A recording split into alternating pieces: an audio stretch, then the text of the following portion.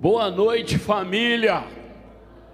Deus abençoe a todos. Uma alegria mais uma noite poder estar juntos com os nossos irmãos para ministrar a palavra. E o meu pedido essa noite é que o Espírito Santo possa falar aos nossos corações de uma forma muito especial. Para isso eu renuncio o que eu trouxe e peço que somente o Espírito Santo possa falar aos nossos corações. Eu queria te convidar a abrir a sua Bíblia no Evangelho de Lucas, capítulo 4. Evangelho de Lucas, capítulo 4.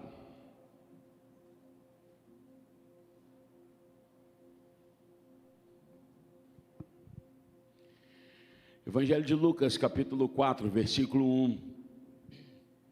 A palavra do Senhor vai dizer assim: Jesus, pois, cheio do Espírito Santo, voltou do Jordão e era levado pelo Espírito ao deserto.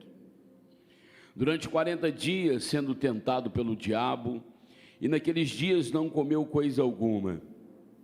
E terminados eles, teve fome. E disse-lhe então o diabo: se tu és o Filho de Deus, manda esta pedra que se torne em pão. E Jesus, porém, respondeu e disse: está escrito que nem só de pão viverá o homem. Então o diabo, levantando a um lugar elevado, mostrou-lhe um relance de todos os reinos do mundo.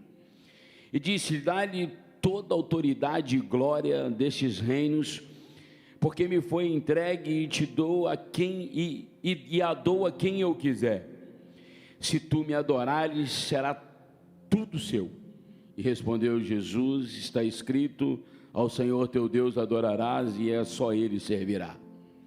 Então levou a Jerusalém e o colocou sobre o pináculo do templo e lhe disse: se tu és o Filho de Deus, lança-te daqui abaixo, porque está escrito, aos seus anjos ordenará a teu respeito para que te guardem, e eles te sustentará nas mãos para que não tropecem em alguma pedra. E respondeu-lhe Jesus: também está escrito, não tentarás o Senhor vosso Deus.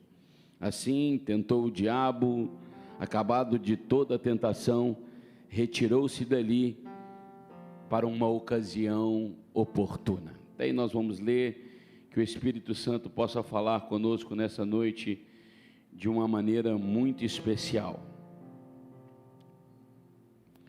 Queridos, Lucas vai contar um momento muito especial no ministério de Jesus. Estudando a palavra para ministrar nessa noite, o Espírito Santo me deu um entendimento que esse momento que acabamos de ler é um dos momentos que chancela o ministério de Jesus. É um dos momentos que marca o ministério de Jesus de uma forma muito especial. Porque esse momento é tão especial, porque quando Jesus é conduzido ao deserto e ele vence o deserto, logo depois do deserto que vem os sinais, que vem os milagres. A Bíblia vai dizer que o seu ministério só inicia depois que ele vence o deserto. O seu ministério começa a criar uma ascensão só depois que ele passa pelo deserto. Então a gente vai entender claramente que o deserto foi um treinamento, foi forjar Jesus para viver os milagres que seriam atuados e operados através dele. Depois do deserto, que a viúva de Naim vê seu filho sendo ressuscitado. Depois do deserto, que a mulher do fluxo de sangue, de só tocar nas vestes de Jesus, ela é curada. É depois do deserto que com 4 dias Lázaro já morto, ele com uma palavra tira ele do túmulo para fora. É depois do deserto que vai haver a multiplicação de pão. É depois do deserto que a água e o vinho serão transformados. É depois do deserto que o cego de Jericó vai enxergar. É depois do deserto que o coxo, o paralítico levanta, toma sua cama e salta andando. Então eu preciso dizer uma coisa para você: depois do seu deserto, tem muita coisa boa te esperando. Eu vou repetir isso aqui, porque parece que eu não estou na Metodista Central, não. Depois do deserto, você vai viver muito milagre na sua vida. Dá uma sacudida no seu irmão e fala assim: resiste o deserto, porque depois desse deserto tem coisa boa te esperando em 2026. Depois desse deserto tem manifestação de Deus na sua vida. Depois desse deserto tem favor do céu chegando para você. Depois desse deserto tem porta aberta te esperando. Depois desse deserto tem cura chegando na sua vida. Depois desse deserto tem milagre, tem resposta de Deus para você. Mas não adianta a gente querer fugir do processo. É necessário o deserto para que todas as outras coisas aconteçam sobre nós. Jesus, naquele momento, é revestido de uma graça, porque a Bíblia diz que ele é conduzido pelo deserto, cheio do Espírito. E aí você vai me perguntar: pregador, me informa aqui, diz para mim, como é que eu venço esse deserto? Porque eu estou passando por ele, eu estou vivendo ele, eu tenho vivido dias de deserto, eu tenho passado noites e dias vivenciando esse deserto na minha vida. O meu rosto está molhado de lágrimas, porque parece que esse deserto não acaba. Como que eu venço ele? Aí eu vou te perguntar: você está cheio de quê para vencer o deserto? Jesus, cheio do Espírito, venceu o deserto. O que você está cheio define como você vai passar pelo deserto. Se você estiver cheio do Espírito, prepara que o deserto vai ser só uma passagem. Você não mora nele, mas você vai passar por ele. Amém? Diga para o seu irmão: o deserto é só uma passagem, meu irmão. Enche do Espírito, enche da presença, que ele vai passar. A Bíblia diz então que depois que ele vai para o deserto, é conduzido pelo deserto, cheio do Espírito, a Bíblia vai descrever que o diabo aparece depois que ele está jejuando 40 dias e 40 noites. A palavra vai dizer que ele tem fome e quando a necessidade manifesta, o diabo aparece, Braulio, diante da necessidade que Jesus estava vivendo no deserto. E o que me chama a atenção nesse texto é a forma que o diabo vai conduzir a sua narrativa. A primeira tentação não vem com as propostas que a gente vai falar aqui essa noite. A primeira tentação, ela é uma palavra pequena, mas que traz um problema muito grande na nossa vida. A Bíblia vai dizer que o diabo diz para Jesus assim: se tu és o Filho de Deus, transforma essas pedras em pão. A palavra "se", ela coloca em questionamento muitas coisas, sim ou não? Se você é crente, por que você está passando por isso? Se você é tão abençoado como você diz que é, por que isso está acontecendo com você? Se você vai no culto, vai na igreja, se entrega, por que isso aconteceu na sua vida? Por que sua família está assim? Sim ou não, irmãos? O sim traz questionamento, sim ou não? O diabo naquele momento estava querendo colocar em dúvida a identidade de Jesus. Estava querendo confundir o nosso amado, maravilhoso Jesus, se realmente ele era filho. Porque ele estava com fome, estava no deserto, vivendo necessidade, e não tem momento melhor para o diabo manifestar esse si, do que diante das necessidades, dos desafios e das lutas. Porque quando tudo está bem, ele não vai te questionar nada. Quando as coisas estão fluindo, ele não vai querer confundir sua identidade.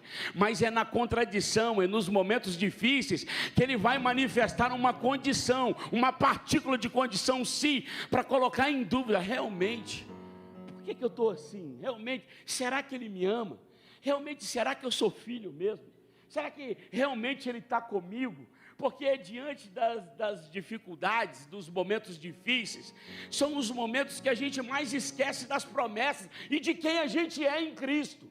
É no momento de contradição, de dor, de sofrimento, que a gente põe em xeque as palavras que foram liberadas sobre nós. Então o diabo, diante do deserto, diante da necessidade de Jesus, ele está dizendo: se você é, manifesta então como filho. Só que o diabo não sabe é que 40 dias atrás, antes de Jesus ir para o deserto, ele estava no Jordão, João Batista batizando. De repente chega Jesus para ser batizado, e quando ele entra dentro das águas, desce uma pomba. Uma pomba representando a pessoa do Espírito Santo, e ouviu-se uma voz do céu dizendo: tu és o Filho de Deus, tu és o Filho do Pai, tu és o Filho amado do Pai. A pergunta nessa noite é: vai ficar com o sim do diabo ou vai ficar com tu és do Pai? A pergunta nessa noite é: vai ficar com a condição do diabo te colocando dúvida, ou vai ficar com a afirmação do céu dizendo: tu és o meu filho amado, a quem me compraz, a quem eu amo, a quem eu cuido, a quem eu sustento? Ele quer te confundir, ele quer colocar em dúvida a sua identidade.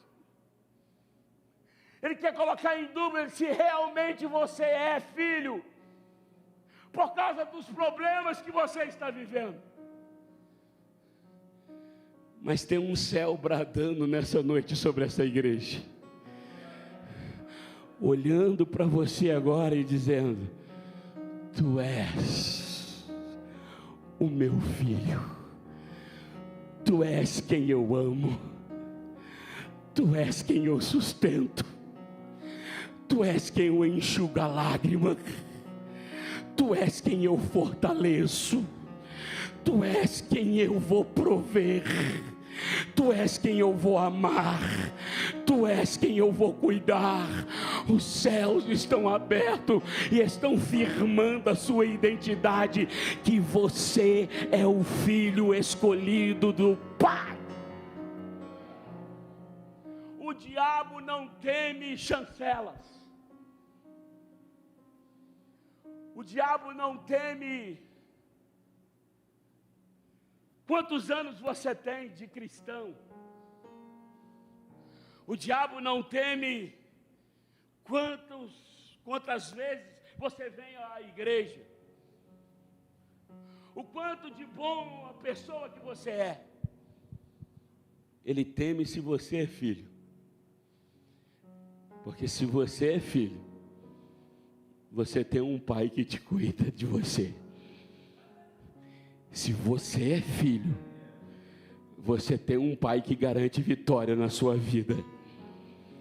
Se você é filho, você tem um pai que te protege. Se você é filho, você tem um pai que te dá livramento, Alexandre. Se você é filho, você tem um pai que, para passar por cima de você, tem que passar por cima do pai. Ele dizendo: você é filho, então quem cuida sou eu. Fala para essa pessoa que está do seu lado aí: fica tranquilo, você é filho. O pai sabe o que você precisa, e em 2026 esse pai vai cuidar de você. A verdade é o que está acontecendo aqui, é Jesus sendo questionado a sua própria identidade. É Jesus sendo questionado por tudo aquilo que ele está vivenciando. Só que a Bíblia vai contar que não para por aí. Logo ele tentar mexer na identidade de Jesus, ele vai dizer para Jesus assim: olha, se você é, prova que você é. É muito cansativo, pastora Késia, a gente passar uma vida inteira provando para as pessoas quem a gente é. Provando que a gente é bom, provando que a gente é honesto, provando que a gente é fiel, provando que a gente faz o bem. É muito cansativo, ainda mais quando as pessoas querem insistir com você que você não é nada daquilo que você é. É super cansativo e frustrante você convencer alguém o tempo inteiro de quem você é. A verdade é que, além do diabo estar querendo questionar a identidade de Jesus, está colocando um encargo na pessoa de Jesus de ter que provar para o diabo que realmente ele é. Fala para o seu irmão, pelo amor de Deus, para de provar as coisas para as pessoas. Você não precisa de provar nada para ninguém. Quem quer te conhecer espera que os seus frutos vão se revelar.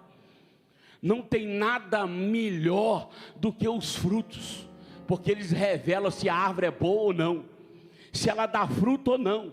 Conversando agora com a pastora Kézia, ela disse, o tempo passou e o fruto manifestou, Leleco.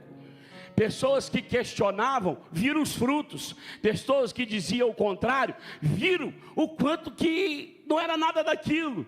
Então, a verdade é que você só precisa testemunhar, ser fiel, porque os frutos vão revelar quem você é. A verdade é que não tem nada mais chato e cansativo do que você ficar tendo o tempo inteiro que dizer: eu sou isso, eu sou aquilo, não, eu sou desse jeito, não, eu não sou essa pessoa, não, eu não fiz isso, não, isso é calúnia, isso é defamação, isso é não sei o quê, isso é inveja de mim, isso é os diabos do mulher que está contra mim, isso é retaliação do... Chega disso. Fala para essa pessoa, vai viver, vai ser feliz. Para de ficar provando as coisas para as pessoas. Isso é muito frustrante. Porque a verdade, quem fala quem é, quem bate no peito e fala eu sou, nunca foi. Porque quem fala quem você é o seu testemunho e os frutos que você revela. Os frutos vão revelar se a árvore é boa ou não. Os frutos vão revelar realmente o que está acontecendo na sua história. O que você precisa fazer é só uma coisa: ser fiel. E a sua fidelidade vai frutificar a honra de Deus na sua vida e na sua família.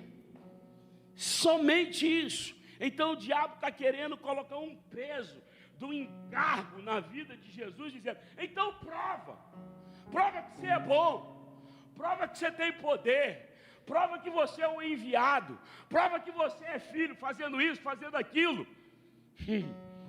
Jesus, em silêncio, só manifesta o projeto dele por propósito, porque Jesus, ele não é movido pelas emoções, Jesus não é movido pelas necessidades como nós homens.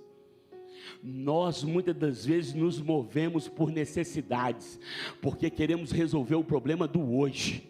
E muitas das vezes resolver o problema do hoje te faz aceitar muita coisa, muita proposta que você não tinha que aceitar.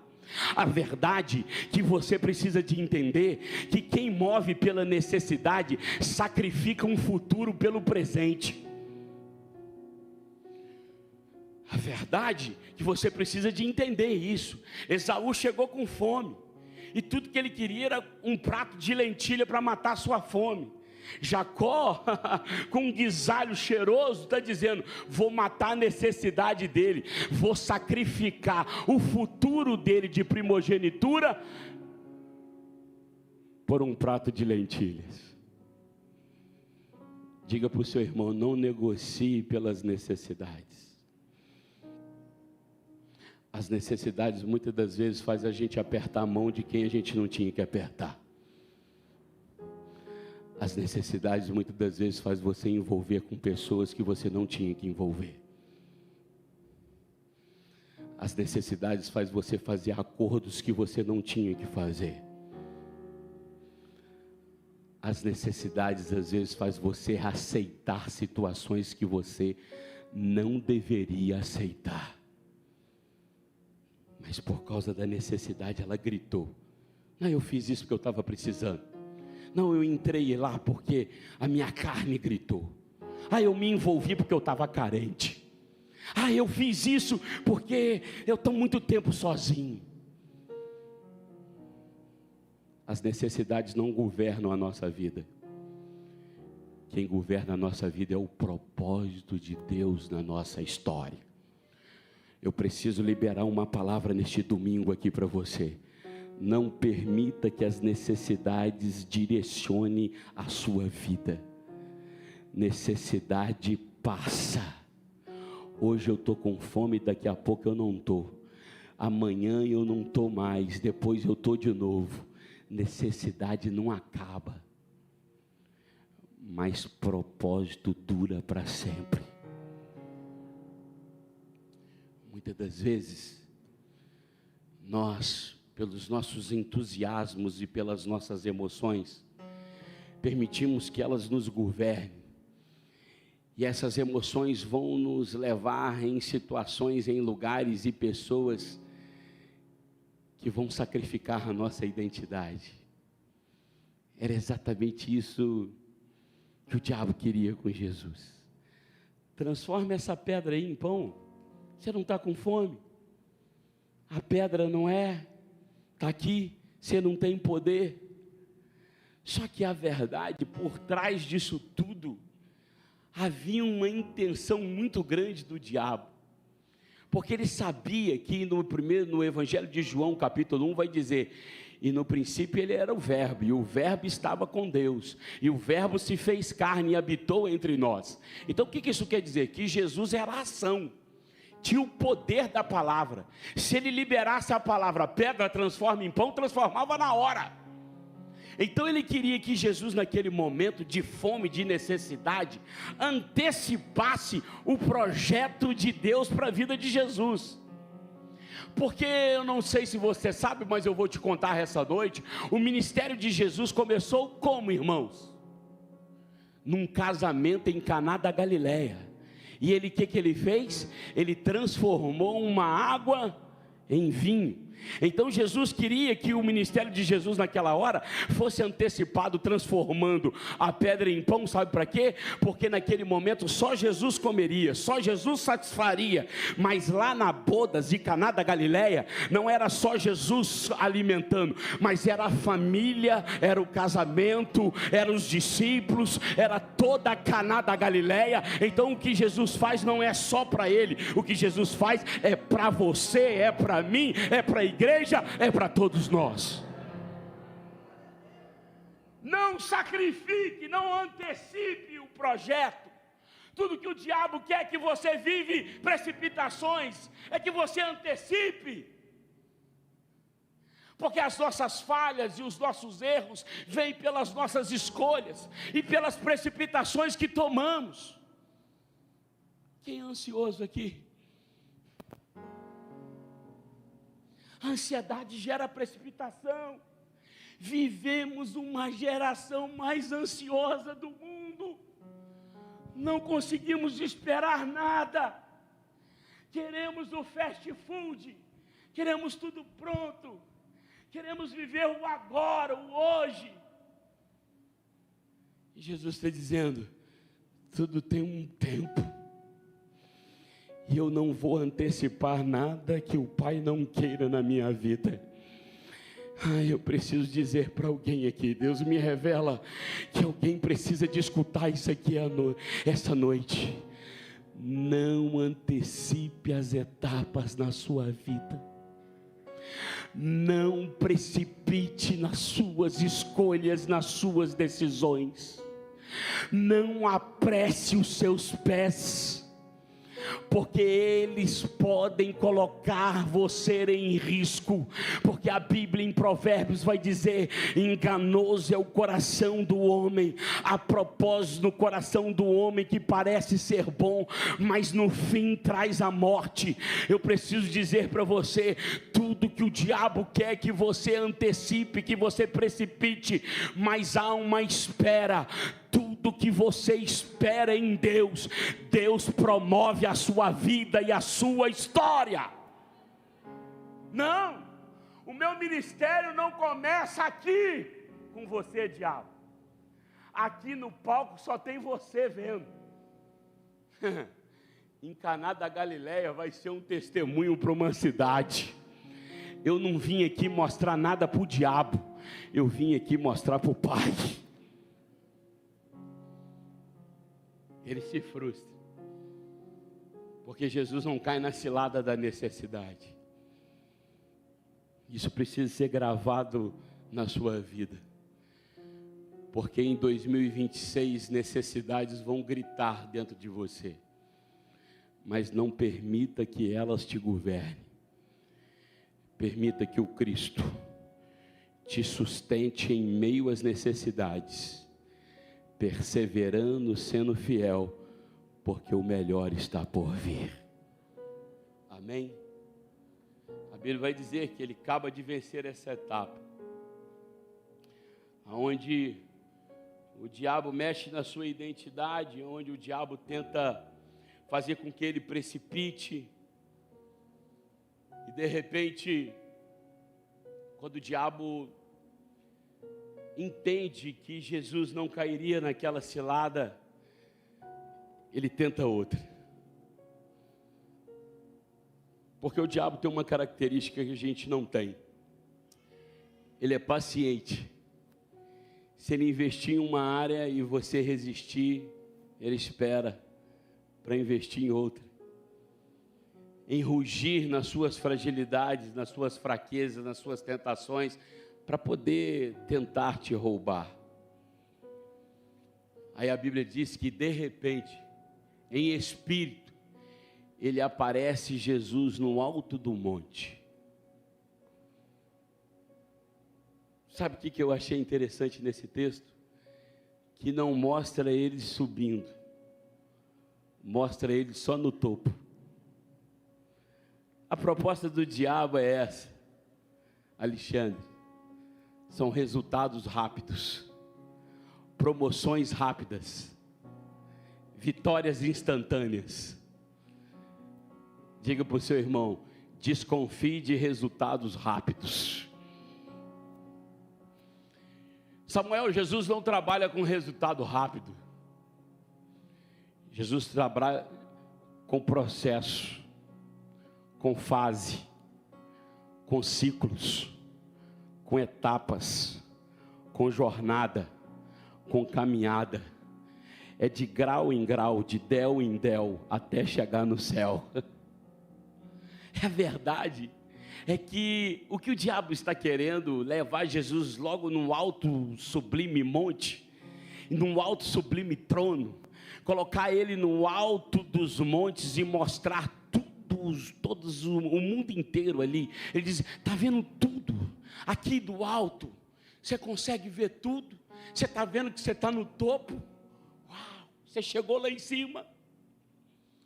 Só que isso não encanta Jesus, porque o que ele está oferecendo para Jesus, o Pai já deu ele. Ele diz assim, tudo que é meu é seu, todas as coisas são tuas, e todo o poder no céu e na terra eu entreguei para você. O que o diabo está oferecendo para ele é fascinar os olhos de Jesus. O que ele está querendo é dilubriar os olhos de Jesus para viver momentos, topos, vitórias passageiras, instantâneas, mas que daqui a pouco acaba, que daqui a pouco o fracasso chega, que daqui a pouco a decepção vem. Mas Jesus ele entende que o projeto do Pai não é feito assim. O projeto do Pai é uma construção, e eu vou provar na Bíblia. A Bíblia vai dizer que a vereda do justo é como a luz da aurora, que vai brilhando, que vai brilhando, que vai brilhando, que vai brilhando, até ser dia perfeito. Fala para o seu irmão, a gente está em construção, a gente está num processo. A verdade é que a gente está se permitindo, a gente está sendo amadurecido a cada ano, a cada dia, a cada mês. Eu não sou quem eu era ontem, e também não sou tudo que devo ser, mas o que eu sou pela graça já estou em Cristo Jesus. A verdade é que a gente está nessa construção de ser um pai melhor, de ser uma mãe melhor, de ser uma mulher, um homem melhor, de ser um filho, uma filha melhor, de ser um trabalhador melhor, um empresário melhor. A gente está numa construção de ser um servo melhor, um filho de Deus melhor. Essa construção, ela leva tempo, ela é gradativa, são processos que Deus vai nos amadurecendo e nos construindo. Só que você precisa de entender uma coisa, eu sempre prego isso e gosto de repetir isso nas mensagens que eu prego: ninguém amadurece sorrindo, a gente amadurece com lágrimas. É santo que tem cicatriz, são as cicatrizes que nos faz crescer. Papai falava comigo quando eu era menino, dizia assim: meu filho, são as topadas da vida que faz a gente crescer e amadurecer. Você não é gigante, porque o gigante vai te promover como promoveu Davi. É urso, é leão, é gigante, é Saul, até chegar no trono. Fica tranquilo, cada etapa que você está vivendo é uma construção de Deus na sua história. José nunca ia ser governador mimado dentro de casa, meu irmão, com vestezinha colorida, dizendo: olha, papai me escolheu, eu tive um sonho que todos se dobravam sobre. Não, ele precisou de ser traído pelos irmãos, jogado numa cova, vendido como escravo, na casa de Potifar inventaram calúnia, na prisão esqueceram dele, até um dia Jesus arrancar ele da prisão e colocar ele lá para governador, forjado, firme. Diga para o seu irmão: você está sendo forjado para viver o propósito de Deus. Sabe o que eu amo na caminhada cristã? Sabe, Sara, o que me deixa vocacionado a ficar firme? Hoje, recebendo a consagração aqui no altar do Senhor, eu lembrei de uma coisa. Eu não lembrei do dia que eu comecei. Eu lembrei do dia que eu permaneci. Porque melhor que começar é permanecer, meu irmão. Melhor que começar é ser constante. Porque a Bíblia vai dizer que melhor é o fim do que o começo. E só chega no fim é quem persevera, é quem fica, é quem permanece. E permanecer gasta resiliência, porque todo minuto a gente tem um bom motivo para abandonar tudo. Todo dia a gente tem um bom motivo para chutar o balde, mas a maior graça de Deus é que Ele está nos sustentando de pé. Quando na virada do ano, no momento de adoração, eu levantei as mãos e só agradeci uma coisa a Deus: obrigado, porque mais um ano eu estou terminando ele na tua presença. Sabe o que eu disse para Deus? Eu permaneci, embora as minhas fraquezas, embora as minhas dores, embora as minhas lutas, embora as aflições de tudo que eu passei, eu resisti. Diga para o seu irmão, dá uma sacudida nele e fala: permanece, resiste, porque melhor é o fim do que o começo. O topo todo mundo quer chegar, claro, mas não rápido, não instantâneo. Chegou, vitória, celebra. Mas e a preparação para chegar aqui? Porque muitos chegam e não permanecem, porque muitos conquistam e perdem, porque muitos chegam lá no alto e descem de novo, volta para o final da fila. Pergunta para o seu irmão: por que acontece isso? A gente conhece tanta gente que chegou lá em cima, mas não permaneceu, que conquistou, mas que acabou, que não é mais lembrado, que o seu nome mais não é dito. Por quê? Porque não passaram pelo processo, não foram forjados. E qualquer vento derruba quem não é forjado. Qualquer inverno derruba quem não é forjado no fogo. A verdade é que as resiliências nos constroem uma força em Cristo que nos faz permanecer embora as tempestades da vida, embora as contradições da promessa. O evangelho que é pregado, que eu escuto aí, às vezes eu chego a arrepiar o cabelo, o evangelho do carro, da chave, da porta. Não, meu irmão, a verdade é que Cristo nos prometeu ervas amargosas. Ele nos prometeu dizendo: neste mundo tereis aflições, aguenta a pressão, eu venci, o exemplo está comigo. E a gente acredita que nesse exemplo de Cristo, a igreja do Senhor vai triunfar, porque ela tem uma promessa: as portas do inferno não prevalecerão contra nós. Vou te dar tudo. O tudo que Ele já está te oferecendo é passageiro, mas o tudo de Deus é eterno. Não troque nada temporal pelo aquilo que é eterno. Um dia eu conversando com um amigo, eu perguntei a ele assim, eu querendo levar ele uma reflexão do que é temporal e do que é negociável e do que é inegociável. Eu fiz uma pergunta para ele: Danilo, se eu te desse 100 mil reais, você raspava seu cabelo? E ele disse assim para mim: até por 1.000. Eu disse: não, estou falando de 100 mil. E ele disse: raspava na hora, me dá aqui agora que eu já vou para lá, já quero pegar esse 100. Eu dei uma risada e disse assim para ele: e se eu dissesse para você que daria 100 mil, você deixaria eu cortar os dedos da sua mão? Ele disse: está maluco? Nunca, nem por 1 milhão. E eu disse: porque o cabelo cresce, o dedo nunca volta.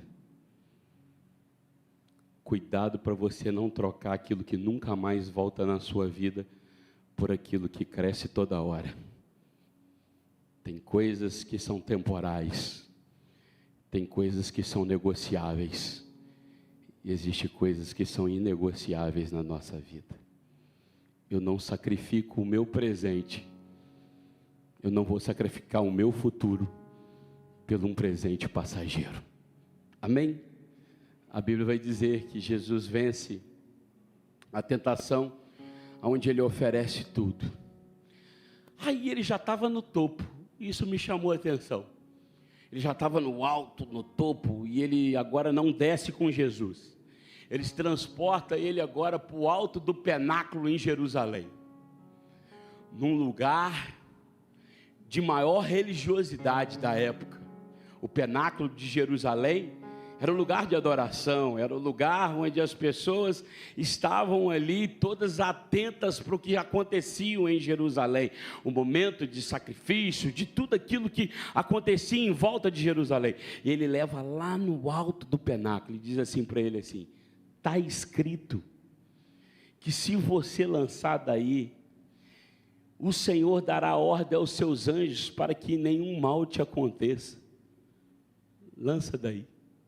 Eu achei interessante, porque leva ele no alto do penáculo, no cume do penáculo, no lugar onde muita gente está olhando. E essa é a proposta do diabo: te confundir com aquilo que você conhece. Tem muita gente que vem, que ouve a palavra, que ora, que fala de Jesus, e está sendo confundido por Satanás pela própria palavra. A verdade é que tem muita gente enganada, onde o diabo está usando de artifícios religiosos para fazer você pular desse pináculo. Se ele pulasse, os anjos poderiam pegar ele, sim ou não, irmãos? Sim. Sim. Poderia não pegar? Sim. Porque ele mesmo responde dizendo assim, mas a própria Bíblia diz para não tentar o vosso Deus. Ele responde com a própria palavra. A verdade é que nós estamos sendo enganados porque a gente conhece pouco da Escritura. E a Bíblia vai dizer assim, pedistes e não recebestes porque não sabe pedir. A Bíblia vai dizer que vós errais porque não conheceis o poder e nem a palavra de Deus. Então a verdade é que tem muita gente que está errando porque está crescendo em uma área e ficando menino na outra. Como assim? Às vezes a gente cresce no poder, oh, aleluia, no mistério, na graça, na unção, mas a gente não tem conhecimento de palavra. E errais porque não conheceis a palavra e nem o poder. Então se eu cresço só na graça, eu viro menino. E se eu só cresço na palavra, eu não tenho unção e autoridade. Eu preciso construir a minha vida debaixo de um equilíbrio, onde eu conheço o poder e vivo a palavra. No ano de 2026, a proposta de Deus para a sua vida é que você cresça na unção de Deus, mas cresça no conhecimento da palavra de Deus na sua vida. Pula daí! Sabe por quê? Porque se ele pulasse, os anjos não o pegassem, toda Jerusalém, ele seria envergonhado diante de todos. O diabo não quer envergonhar você sozinho no deserto. Ele quer que a sua família te veja envergonhado, que os seus vizinhos te vejam envergonhado, que os seus amigos te vejam envergonhado. A proposta do diabo é te envergonhar diante de tudo e de todos. Só que pelo poder da palavra, Jesus responde ele dizendo, não, mas a palavra vai dizer, para que eu não tente o Deus a quem eu sirvo. E na mesma hora, o diabo fugiu, e os anjos o serviram. Depois de toda a tentação, haverá um banquete do céu, onde os anjos irão te servir. Coloca Marcos capítulo 1 para mim aí, versículo 13 na tela. Marcos capítulo 1, versículo 13. Depois de dizer tudo isso que Jesus passou no deserto, eu queria te convidar a colocar de pé nessa hora. E para 2026 eu queria deixar essa palavra aqui para você.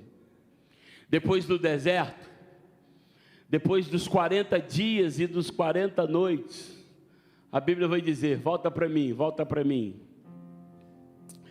onde ficou durante 40 dias, sendo tentado por Satanás, e estava com as feras, e os anjos o serviam. Em 2026, você vai viver em feras, mas vai ter anjos para te servir. Em 2026 você vai ter que escapar, você vai ter que fugir, você vai ter que vigiar a todo instante na torre de vigia, você vai ter que vencer feras, você vai ter que romper com feras, com dificuldades, mas não preocupe, maior são os anjos para nos servir do que as feras para nos tentar. Maior são os anjos para nos sustentar do que as feras para nos destruir, porque o livramento é maior que a tentação, a proteção é maior do que a fúria do diabo. É Deus dizendo, nesses 40 dias, as feras vieram, mas os anjos acolheram, serviram e cuidaram. Eu queria quebrar o protocolo aqui, que você dissesse aí, abraçasse pelo menos 3 pessoas e dissesse assim, fica tranquilo, Em 2026, nós vamos romper com as feras. Os anjos do Senhor vão nos servir, os anjos do Senhor vão cuidar, o Espírito Santo vai nos sustentar. Vem louvor, os anjos vão nos sustentar, Ele vai cuidar de nós, Ele vai trabalhar na nossa vida. Bate na mão de 3 aí, diz aí, fica tranquilo, fica tranquilo, Ele vai nos sustentar. Que no deserto tu